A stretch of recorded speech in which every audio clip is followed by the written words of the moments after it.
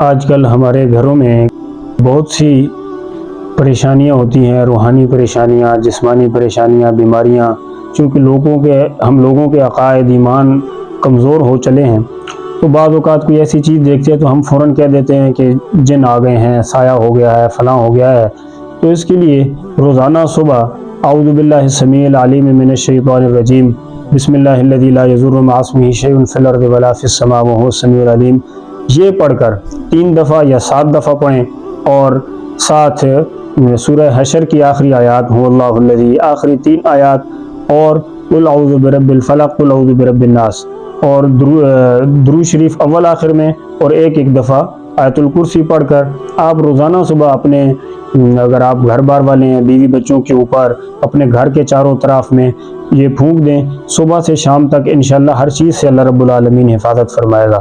اور اسی طرح شام کے وقت بھی آپ یہی آیات، آیت الکرسی ہو گئی، آخری 2 قل اعوذ برب الفلق، قل اعوذ برب الناس، اور یہ دعا اعوذ باللہ السمیع العلیم من الشیطان الرجیم بسم اللہ الذی لا یضر مع اسمہ شیء فی الارض ولا فی السماء وہو السمیع العلیم، یہ پڑھ کر، اور سورہ حشر کی آخری 3 آیات پڑھ کر، اول آخر درود شریف، یہ پڑھ کر آپ گھر میں چاروں طرف پھونک دیا کریں۔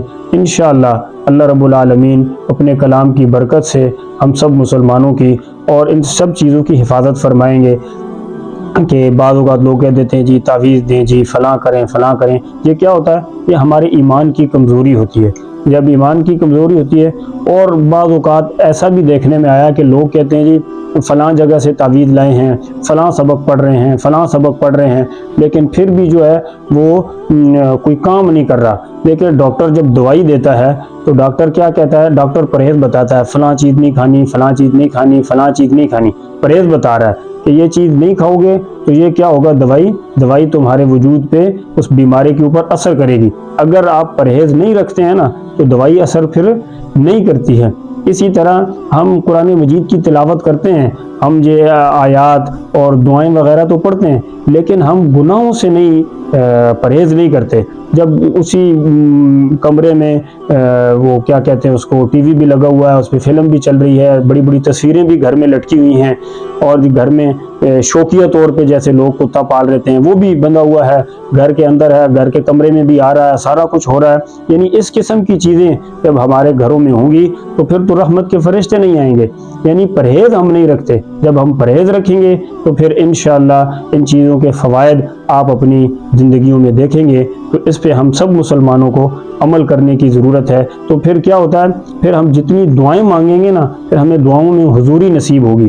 تو دعاؤں میں جب حضوری نصیب ہو جائے تو پھر انشاءاللہ اللہ رب العالمین خصوصی فضل فرماتے ہیں۔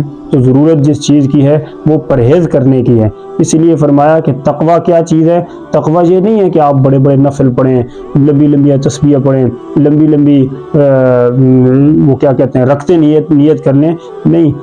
تقوی اس چیز کا نام ہے کہ آپ گناہوں کو چھوڑ دیں۔ جب گناہ چھوٹ جائے گا نا تو پھر کیا ہوگا؟ پھر خود بخود انشاءاللہ زندگی میں تبدیلی آئے گی۔ تو پھر آدمی دیکھتا ہے ان چیزوں کے اثرات کتنی بابرکت ہوتے ہیں۔ اللہ رب العالمین ہمیں قرآن و سنت کے مطابق زندگی گزارنے کی توفیق عطا فرمائے۔